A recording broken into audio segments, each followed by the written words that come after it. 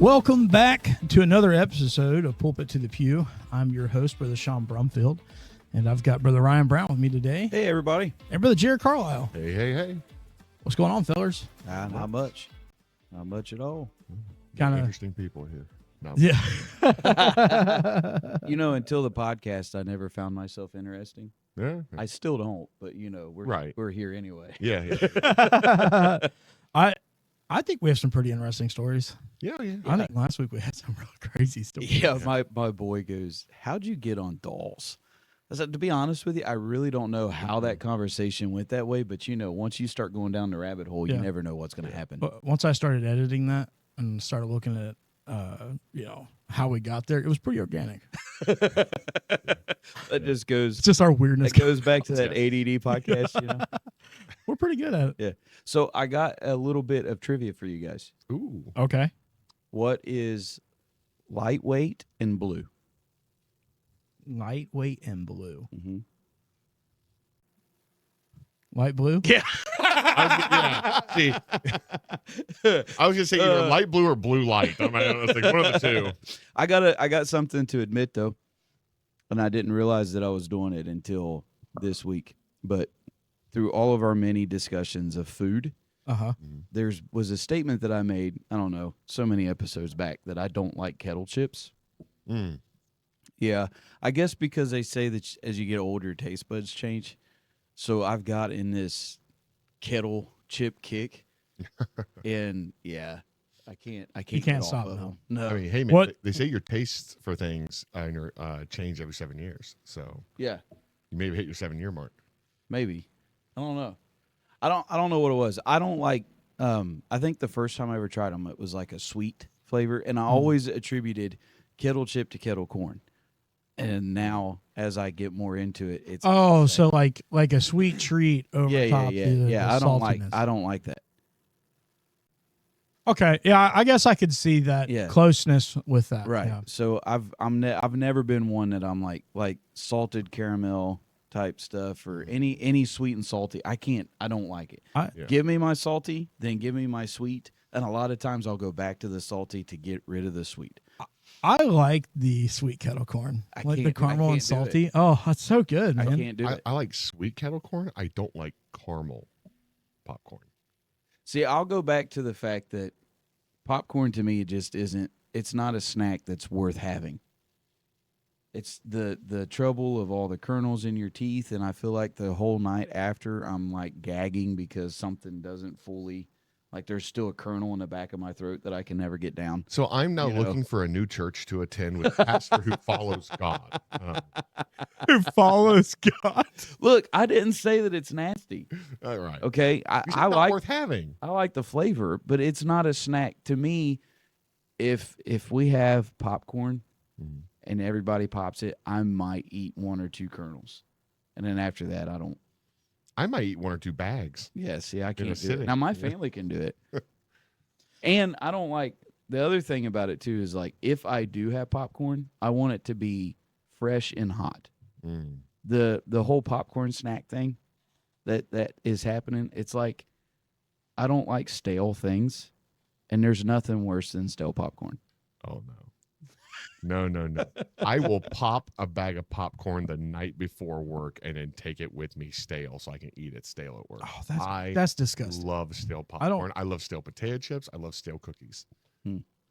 I don't like stale cookies. I can't do that. Yeah, I can't. If it's the really hard ones, they get softer, so they're easier to eat. Yeah, but then Yeah, but I like hard cookies because, to go back to one previous discussion, I dip it in milk and make it soft. Jesus told Saul in the Bible, it is hard for you to crunch on the hard cookie, okay? Is that the Message Bible? So That's anyway, the version. so going back to kettle chips, yeah. So I found some. We were at Costco, and when you go to Costco, you go there hungry, so you can eat all the different things that they have on display. And they had like this sweet chili lime and sour cream or something like that. It was really good. That sounds really good. It was really good. It's got just enough kick, and it's not sweet, but it's like that sweet chili, like a tang yeah. almost instead Yeah. of Yeah. I love sweet chili. Like, it's delicious. Yeah. Even like on wings and stuff. Oh, man. That's some good stuff. So speaking of sweet chili, Elena went to Aldi's and bought, this is like a couple months back, sweet potato chips, but they were sweet Thai chili. I ate the whole bag. Yeah, that's good too. They were just so good. It wasn't spicy. It was just like a sweet tang, and it was delicious. It was. So do you like Thai food in general? I don't eat a lot of Thai food. I don't know if I like it or not. I've never had Thai food unless it has Thai in a chip name, and it's like what you said, where it's like sweet Thai chili. That's the Thai food that I've ever had in my life. So Thai is like it's like a fancy Chinese in a way. Like it's definitely costs more, but it is so good, man. Like there was a place when I worked for Ernst, and it was just down the street in Monroe, and they had this pineapple fried rice. So it had pineapples, raisins, cashews, rice, and then you could add like chicken and stuff to it, and it had a yellow curry inside of it. Oh my goodness, dude! It would light you up, but it was so good. No, couldn't be good. It had raisins in it. You could take the raisins out. Why don't you like raisins? I just don't care for. I don't care for the texture. I don't like grapes either. Are you a fruit guy? Yeah, love fruit. Don't sound like it, but I do. Watermelon, kiwi, strawberries, raspberries, blueberries. Not blueberries. Blackberries. Blackberries are good. Those are blueberries, especially in pancakes. Nah, I can't stand man, blueberries. so good. See, I don't like blueberries and pancakes. I like muffins though. Blueberry muffins are good. I like the blueberry muffins, but I prefer the pancakes. Yeah. I a even nice hot pancake with blueberries in it. Oh, I like kiwi and cantaloupe, all that stuff. I'm just not a big grape guy. So grapes, here's the thing. Grapes with me, it's got to be firm. Mm-hmm. Like it can't be mushy. Nope. It's got to be firm, and it's got to be like, I call them purple, but I guess they're considered red Red, yeah. and sweet. Yeah, I'm with him on that. Blueberries, I love grapes, but they have to be that. yeah. Now blueberries, I've never had a blueberry that I ate, and I was like, oh wow, this is really good. I've no, I don't like blueberries raw. I can't. Never do had that. I don't Yeah, like see, that. I'm with you on that. That's like a parfait don't kind of like- thing for people. Like I don't. Yeah, I don't mix do it with parfaits. other fruit, with some yogurt and some granola. I'll eat it. Yeah, Yeah, I'll do that for sure. whatever. It is good when you put a blueberry and a raspberry and eat those together. I have done that before. Berry fusion. Yeah, No, it's There's blue some ratatouille stuff going on over here. It's He's blue taking a raspberry. Bite of one and, No. He sees colors. and it exploding in his mind. Raspberry's got the little hole in the middle. You just take Yeah. the blueberry and stick it in the middle and pop it all at one time, man. That's all you got to do. That was my wife was trying to get me to eat blueberries, and that was the only way I could eat them. No, I don't. Why like 'em. specifically I- blueberries? She loves them. Oh, So in my wife's mind, she wanted you to enjoy it with her. if she loves something, Mm-hmm. it only stands to reason that I should do. It's kind of like when she goes, they got to buy you a gift, and like, I think you would like that. I'm like, why do I need a laundry board? Right? Well, I just kind of thought it was nice. I thought you'd like it. You're like, nah, I'm good. Yeah, I have a dryer. Honey, Oh. I bought you this for your birthday. Wow, this is everything we need to fix that hole in the kitchen. Man. Whoa. all the time when we're going out to eat, we have different tastes, always have, and that's fine, perfectly fine. And if she orders something new and she tries it, and she's like, "Oh, this is so good, I think you'll like it," and I always respond with, "No, I didn't order that for a reason." And sometimes I will try it because I'm curious, I guess, intrigued. So I'll try it and I'll just say, "Nah, that ain't for me." And she says, "It figures. You never like what I like." Oh, that's tough, dude. Ouch. But I did get her because she was also with me on the Kettle Chips, but her reason was something different. She said that they tasted stale because they're more crunchy. So to her, they were like the texture made it stale feeling to her. I just got to tell you, I don't allocate stale with crunchy. I don't think see- of like a soft, like Or That chewy. sounds like weird, like sandy. Like Yeah. when you like have like if you're making a sandcastle, you push it and it like starts to fall apart. That's what I think of like stale, like texture wise. Yeah. Like when I go to like eat like a cookie or something, Yeah. it goes stale. She she did. She always thought that to her, if she ate a kettle chip, her mind always took it like she was eating something stale. So we went to Casey's, the gas station, and got good old healthy gas station food in a hurry. Yeah. And I was like, well, I've expanded my taste, so now I'm eating kettle chips, right? So I got to try these other kettle chip flavors. Yeah. So I found some that was Honey Dijon. Oh, I bet that was Oh, amazing. yeah. Good. They were That they sounds were good. outstanding. And so I was sitting there eating it in the car as we're driving, and I was like, Beck, you've got to try this. I think you'll love this. The only complaint I had is I do wish that it was a little bit more tang with the mustard. I mean, it wasn't overpowering on the honey, but I like more tang. And so she's like, man, she goes, I just don't like kettle chips. They taste stale to me. And I was like, well, try this. I really think you like the flavor. And she ate, she shared the bag with me once it was all said and done. I'm gonna say it for Jonathan since he's not here. I am still a Miss Vicky's fan. The jalapeno Miss Vicky's is my favorite. I don't know if that's his favorite or not, but it's definitely one of my favorites. I love that. Like that tastes so good. Well, I like jalapeno flavor. Yeah. Like the beef jerky. Like the beef jerky. Oh, dude, we got to do that live so Yeah. people can really tell we like it.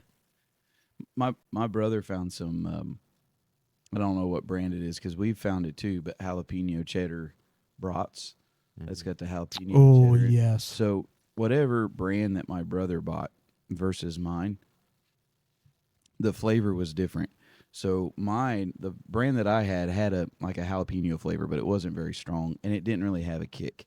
It was more cheddary than it was jalapeno. Man, my brother bought some, and it was like you take a bite in that thing, and that thing lights you up the moment you put it in your mouth, Yeah. But I love jalapeno. Yeah, I like the jalapeno. Not it's big on something- jalapeno. I'll eat it. I'm just not. Is it big on flavor or heat? flavor? It's not terrible. It's not something I'm gonna choose. I'm not gonna grab it and put it on my nachos. But if I get pre-made nachos and they're on it, I'll still eat it. Yeah. I'm just not gonna choose it. It's a very earthy flavor. Well, they're also pickled when they're in the vinegar. Yeah, yeah, yeah. So if you get them just raw jalapeno outside of the jars, it tastes nothing like what you get Oh, okay. in the jars, because the jars are, they're kind of, I don't want to say candied, but they're kind of like a pickled type deal. So when I was in India, some of the guys in between classes that we were teaching, pulled out this little tiny like plastic table and laid it down, sat two chairs on either side of it, and their lunch that day was they pulled up like it looked like one of those big cheese ball plastic containers that are clear, full of like just peppers, and like dumped it on the table and just started eating them. And it was like jalapenos, there's a bunch of different kinds there. Some of those really dark red ones that are like, make me regret life. And they were just biting it, throwing the stem away, and then just kept going. And they ate the whole pile. I don't think I could do India. I don't think I could do Indian foods.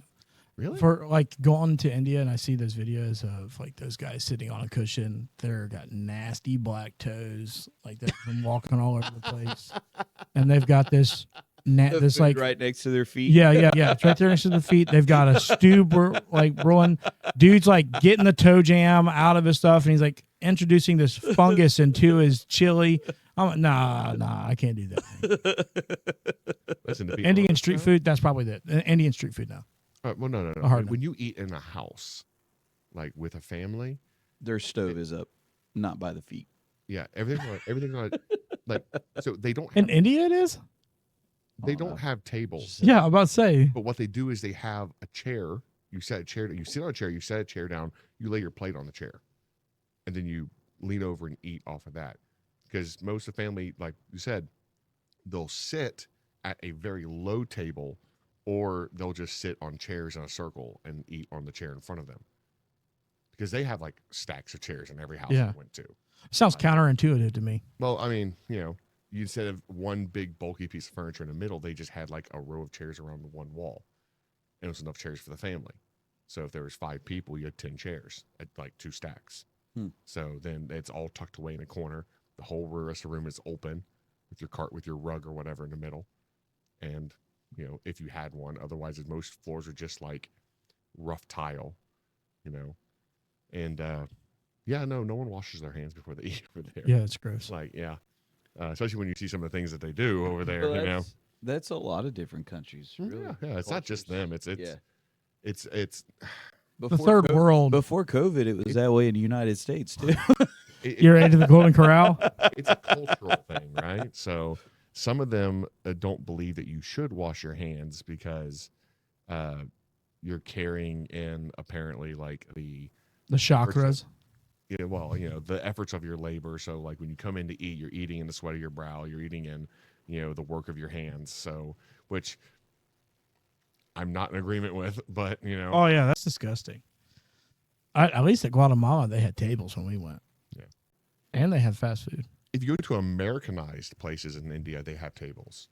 Like if you go to a restaurant that's more fashioned after like European culture or Western culture, then yeah, there's tables and chairs and benches and stuff like that. But if you just go to a traditional Indian family's home, there's not really a table. There may be a table for meal prep. Like they'll make their food on a table, right? And then cook it on the stove and whatever. But then when you go to eat it, you're just all sitting in a circle in a big room. We all ate together. Everyone ate together. So there was like 20 of us, and we just sat in a big circle and just, you know. Okay, so what was the craziest thing that you ate while you were in India? So the craziest thing I ever ate, and this is going to sound really weird, the Taj Mahal burger from McDonald's. It's a Big Mac. It's a vegan though burger, isn't it? It's got chicken. Okay. It's chicken patties. But they put like a curry sauce on it instead of a mac sauce. And it was wild. And it was hotter than I thought it was going to be. And I ate one. So was it good or not? Oh, it was good. But man, was I on fire the rest of that, like the rest of that day. Like my mouth was just like burning on the edges the rest of the day. Why did I eat this? Oh. That's hilarious because I did not expect after you had this conversation with eating with traditional Indian families, you know, they have different cultures, different foods, different animals that they eat or so on and so forth. I never thought that you'd say, I got a Big Mac from McDonald's. Yeah, okay. I'll take back the Big Mac remark. Now that I'm thinking about it, maybe the wildest thing I ate was black market beef because you can't eat beef in India. So we had the pastor there took a couple of the men and they rode rickshaws down to the black market by the docks in Mumbai, and like it's in like a back warehouse somewhere, and they bought. You say black market beef, and it sounds like it's laced with cocaine. Right? No, but it's literally vacuum sealed, little tiny like nickel sized pieces of beef. And really? Yeah, it's how much. I'm trying to think of how much we paid for enough for everybody in our 10-person group to have 2 pieces of beef, of those nickel-sized pieces of beef. All right, so they got just enough for us to have that. Right? It cost us 45,000 rupees. How much is that? Yeah. That's like $40 American. That's a lot of money. Yeah. For nickel-sized beef. Yeah. Wow. Beef sushi is what it pretty much. Yeah. Sounds disgusting. They cooked it, but like, yeah, if they got caught with it, they'd be, the government would just fine them, right? But the more religious people in the neighborhoods would come and probably kill them. I find that the food that they get at all these different countries, like the delicacies, is like so strange. Like you go to like Greenland or Norway, and they have like dried shark, salted dried shark. They don't cook it or nothing. It sits in there. Yeah, rotting shark. Yeah, it's rotting. Yeah, that's what I'm saying. Like it's no thanks. Yeah, like. Yeah, but it's who in the world was like people like, love it. Starving that comes people. from. I would say it had to come out of like just desperation, right? And then they were like, "Oh, you know, this really ain't that bad. Let's put this on the menu." Snails, oysters, mollusks. It's desperation food. Yeah. You ate it because you had nothing else to eat. I read a story about somebody that survived stranded on the sea. And I can't remember what the guy's name was, but he was stranded on the sea, and he had been out there for however long, and he was, on a raft or whatever. And he had a way of being able to catch fish, or he rigged up a way to be able to catch fish. And so he would catch the fish and he would eat it, but he wasn't getting, because certain parts of the fish you're not getting everything that your body sustains. With some things, if you can eat fish and you can still starve to death because you're not getting all the nutrients. Right. And he said that the craziest thing is as he went longer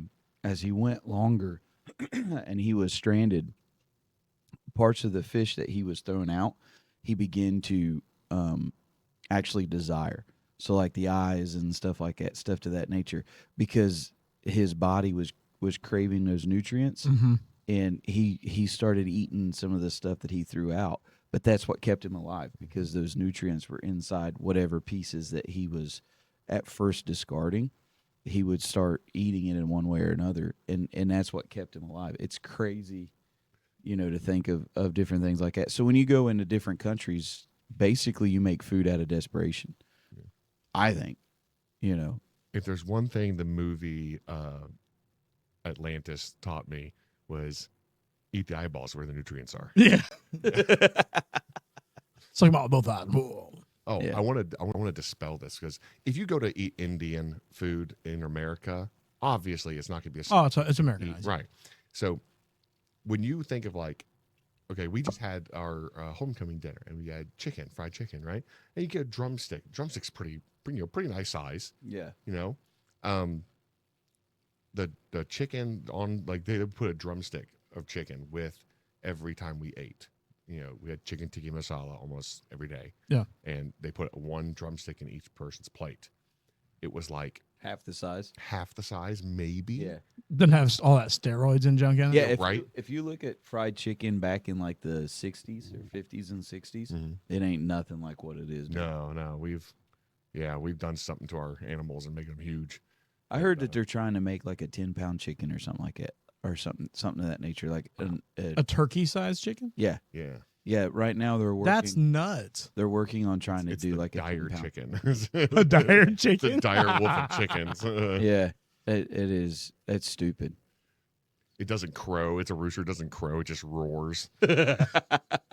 I seen a post on Facebook a couple of days ago, and it showed this picture of this T-Rex, and then like in the caption it was like the T-Rex's closest relation is a chicken, and they took that and they like drew like bird feathers and like the chubbiness like of a chicken all the way around it and made it look like a little egg laying chicken. Like it's so funny. My favorite thing is somebody made a video where it was like an armadillo next to like a stegosaurus or an ankylosaurus, and it's like, I lost my armor, and it moved on to something else like, I lost my size, I lost my strength, and then it went to like a projection of a T-Rex in the clouds, like from The Lion King, and it's like, remember who you are, and it's just chicken going to the sky. I'm like, that's so stupid. I think I've seen that too.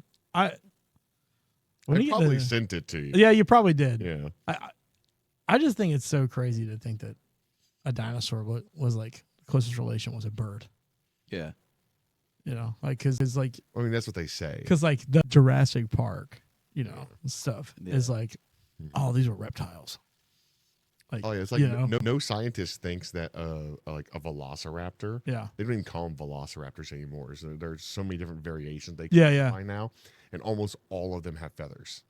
Or yeah, fur. yeah. Yeah, I've right. seen that. Yeah. There's like Utahraptors, Varoraptors. So there's so many different types that you can go to now that are like, different climates. So like different, body types, different, everything, different sounds they make. How they come up with this, if you look into it, they're just guessing. They're Yeah. making up as they go. They they have nothing. say that like the T-Rex, like that standard roar that comes from a T-Rex that we know. Yeah. They say that it's more like it's a very low frequency that it's not even really a sound. It's more like it's more of a feeling. Like they said that looking into the echo chamber inside the skull and like through the throat and stuff, that there's no way for it to make an actual roar. It would be more like a crocodile's like gurgle in the water. Like it's like, or like that feeling like when you get close to it, like I don't know if you've ever had this, like like if you get like next to something that kind of like startles you, like you kind of feel like shook. They'd say that's what you would feel, and you wouldn't even hear it. You would just feel like something was coming to get you. Yeah. I think the footsteps would give it away. Oh yeah. You think, but you can look at a lot of really heavy predators out there, and you think, man, they're just gonna be crunching on everything. Oh, And you watch them do that they can real slow Yeah. footfall, Yeah. and it doesn't make any noise. Yeah. Well, even like an elephant. Elephants aren't like this, like loud, obnoxious. Like, I mean, obviously, if they're stampeding, or you get a bull that's coming after you because you're too close to its pod. Is they call it a pod? Is it a pod? I think it is. It's more well-like than it is like anything else. But I mean, they're the same size. yeah, fair enough. But like, they're not these loud like paw paw paw paw. Like, I hear people stomp louder than an elephant does. Yeah. Like, what the house? Yeah, for sure. I mean, because you hear stories of people on safaris and get snuck up on by an elephant because they're so focused on something else. And they turn around and there's just this massive gray thing behind them, and they're just like, whoa, But like there's stories where a guy got picked up off of one of the Jeeps that we have the thing you can sit in up top with the fence around it. Because they're looking for like a lioness or something like that was supposed to be out here by this tree. And they're watching. And they knew the elephants were behind them somewhere, but all of a sudden this truck comes by and just wraps this dude up, picks him up, and just drops him outside the car. That'd be awesome. No, I'd be freaking out, man. You guys, like, I've heard the stories of the dude, like, getting picked up by an elephant, shoved into its mouth, and it bit down on him, broke all of his ribs, and pulped a lot of his organs, and he barely survived because a safari guy was nearby, one of the guides was nearby, and like started firing his gun into the air and to get the elephant to go away. And when he got away, he ran over, dragged him back to the car, and drove him like the 40 miles to the nearest hospital. Yeah, because like when you listen to it, I mean, obviously, like they don't have pointy teeth or anything. They just have gigantic molars. Yeah. It's just in like the all back. molars. That's all it is. I mean, Right, they're crushing power. Yeah. It's the same as hippopotamuses. Yeah. And you would never think that they would be some of those. Hippopotamus, you have this little tusk on the They front. do. Yeah, but it's not the tusk though. No. It's their. No. I mean, they can take a watermelon and they can just crush it in their mouth. And that's like 10% of their strength. Yeah. Like, I mean, they're the deadliest animal to humans in Yeah. Africa.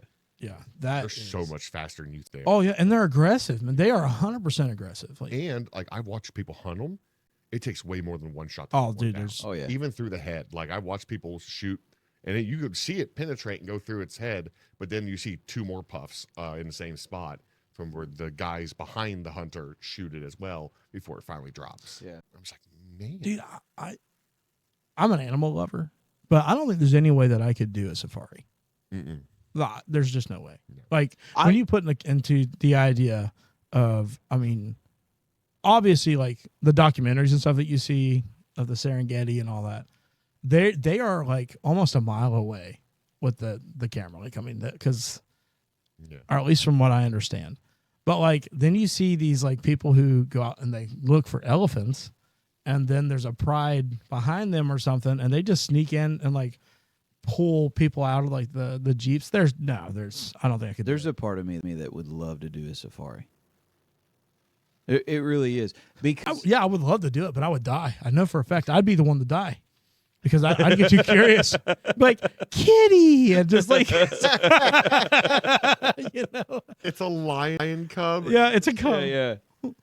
Oh man. I do think it would be really cool to go on a safari. My wife sees those pictures of those restaurants where you have all the open windows and the giraffes come in, like they stick their heads in as you're eating dinner in the restaurant, and the giraffes come in and basically you can feed them off your plate or whatever. Hey, don't order a salad, by the way. You'll never eat. Yeah, Just which the giraffe is my wife's favorite animal. She Why? absolutely, I don't. She has always loved them. Absolutely loves the giraffes. If we go to the zoo and we get there in time, we have to buy something for To her feed to a giraffe. feed. Yeah, because There's so many more cooler animals out there than a giraffe. I don't know. I mean, have you dude. ever watched those things fight something off? Have you ever watched? Yeah, them they fight like each break other? their neck. I think that's pretty funny. That's pretty cool. If they drank boiling water, it would be like completely cooled off by the time it reached their stomach. That's how long their neck is, and like their esophagus is. If they drank like a glass of boiling water, they would be completely cooled before it got to the bottom of where their stomach's at. Yeah. Welcome to Animal Planet. Right?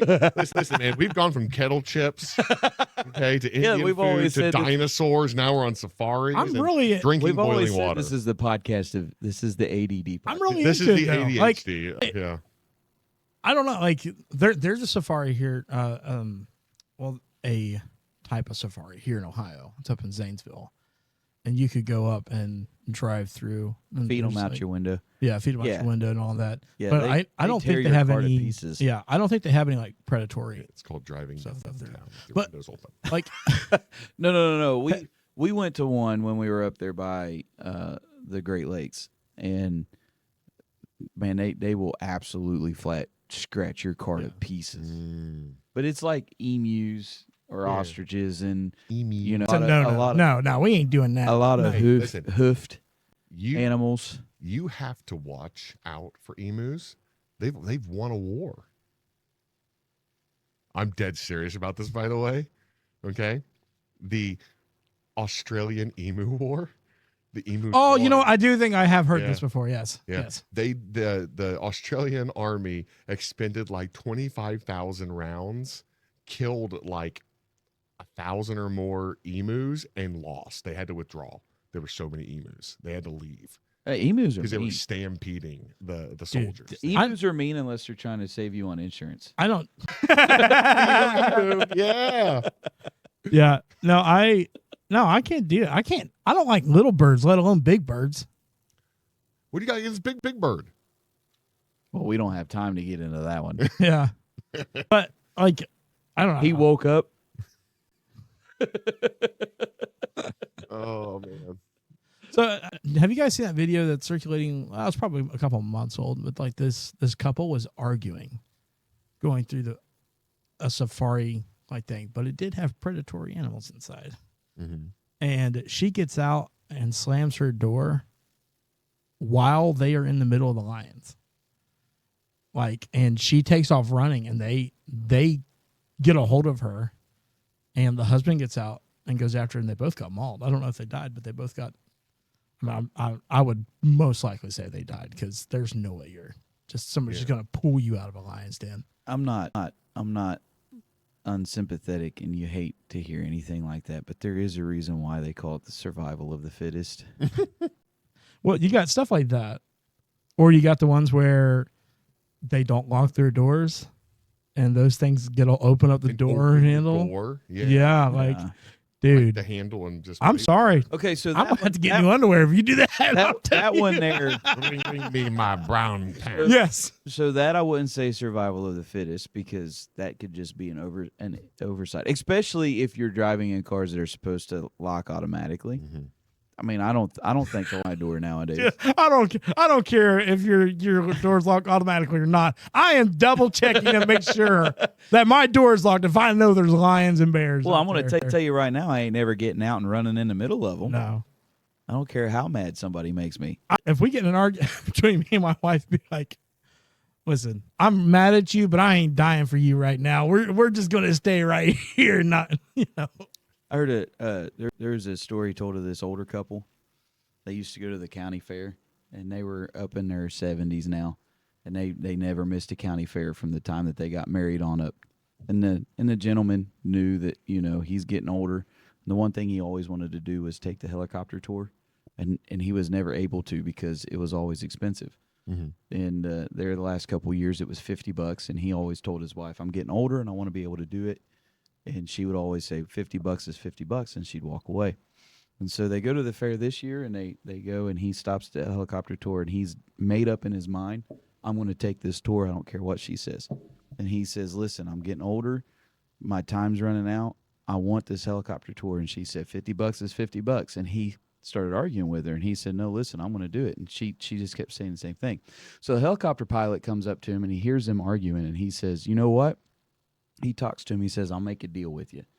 He says, you go up, I'll give you a helicopter ride. And if you can stay quiet through the entire ride, the ride's free.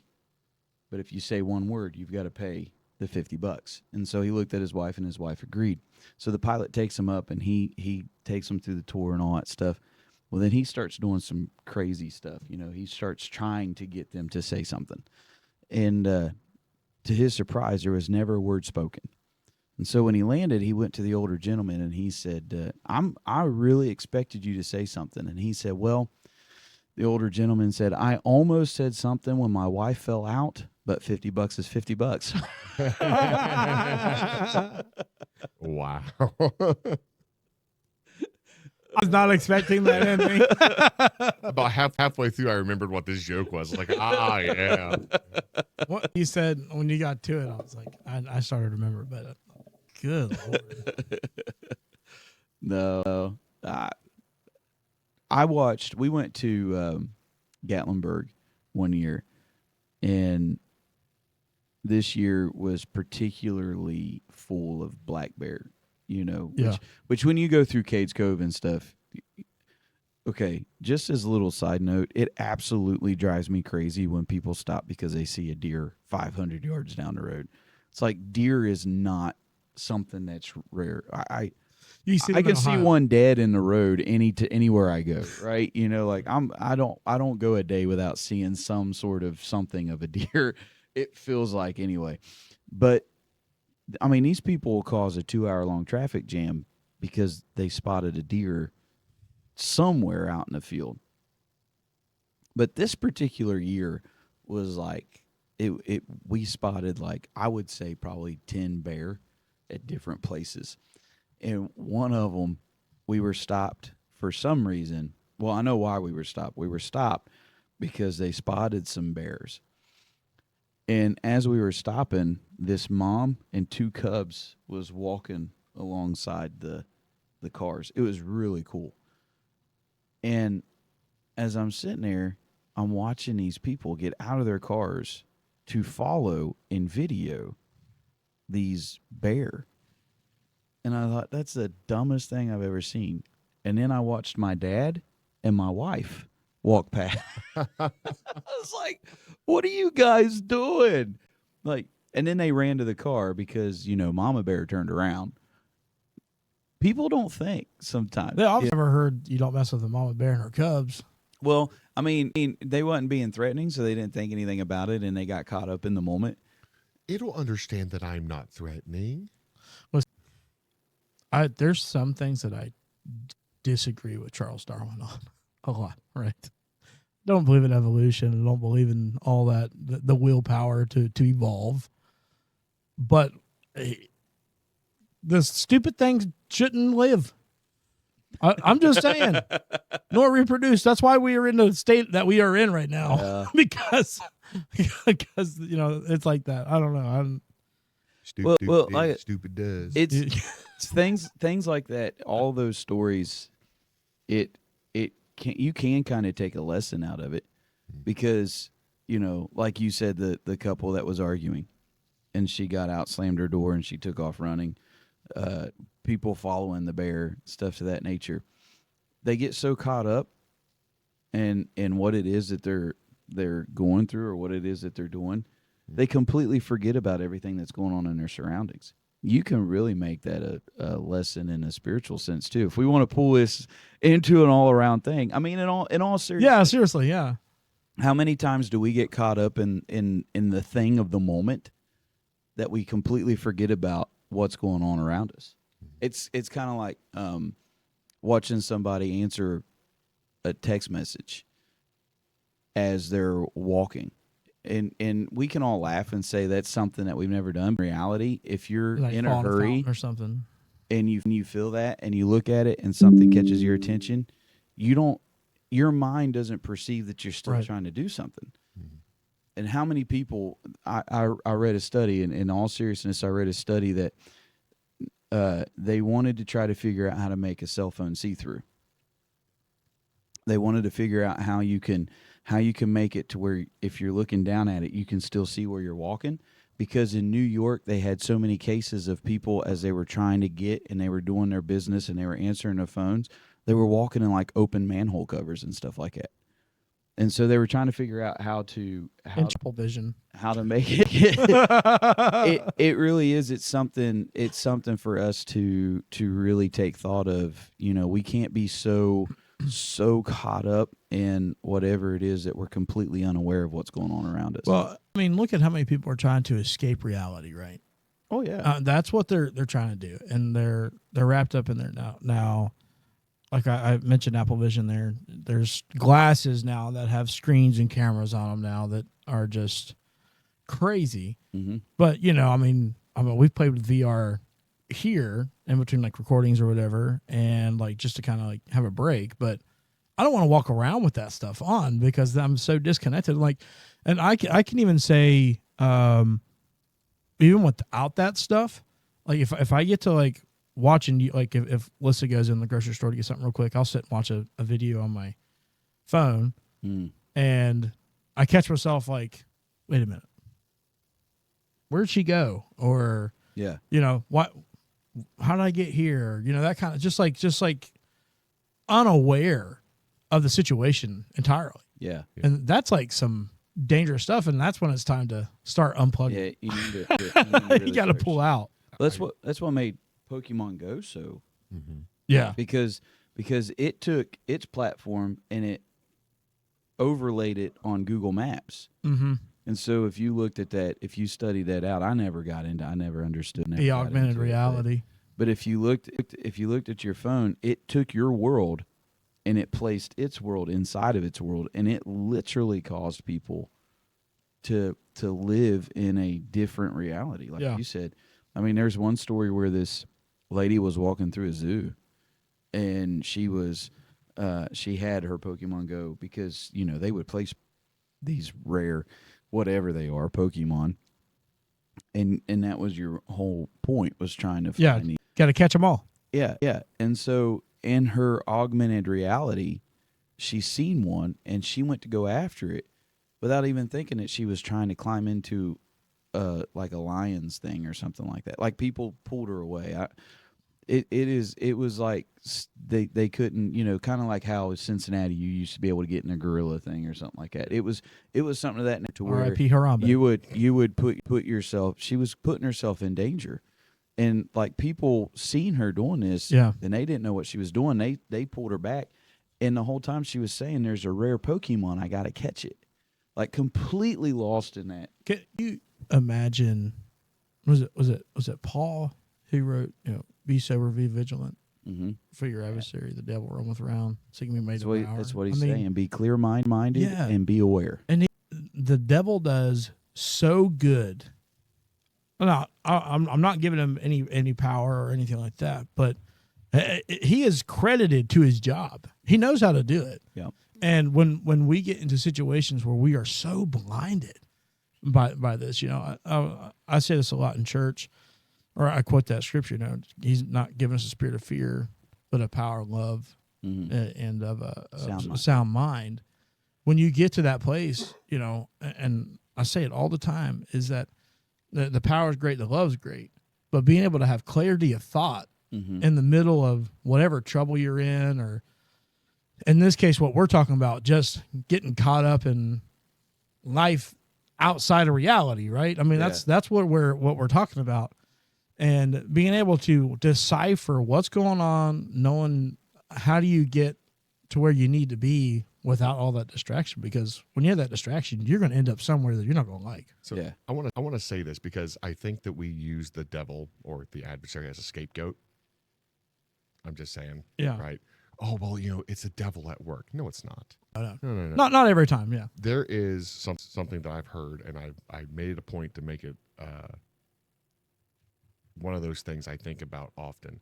I can't remember who it said, but it's one of those great emperors, like of Rome or something, or maybe whatever people it was, who said,